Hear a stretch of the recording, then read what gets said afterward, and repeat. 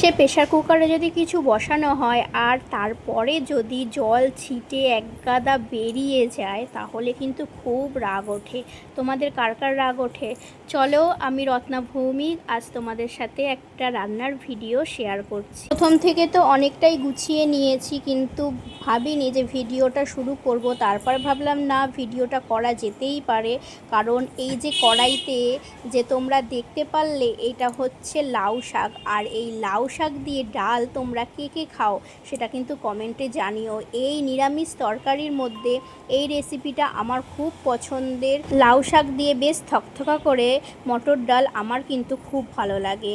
আর এই রান্নাটা করার সময় তাই ভাবলাম যে না, একটা ভিডিও করি। আজ তো রবিবার আর কাল সোমবার, আর আজ আমাদের এখানে বিকাল থেকেই সবাই ঘাড়ে জল নিয়ে খুব সুন্দর করে সব সাজিয়ে সাজিয়ে জল ঢালতে যাবে বাবার মাথায়, রাঘবেশ্বর মন্দিরে। তোমরা কি আমাদের শান্তিপুরে যারা আছো সবাই তো জানো, কিন্তু এই জিনিসটা বেশ ভালো লাগে আমার। আর তাই আজ আমাদের বাড়িতে নিরামিষ হচ্ছে। তো শান্তিপুরে যারা যারা আছো, যারা আমার ভিডিও দেখছো, তাদের কার কার বাড়িতে আজকে নিরামিষ রান্না হচ্ছে সেটাও কিন্তু কমেন্টে জানিও। ওকে নিয়ে যেহেতু রান্নাটা আমাকে করতে হবে, আর তাই তাড়াতাড়ি করে করতে করতে তখন বাজে ঘড়িতে 11টা 15, আর আমি অল্প একটু ভাত খেয়ে নিয়েছিলাম কারণ সকালে আমার ওষুধ খেতে হবে।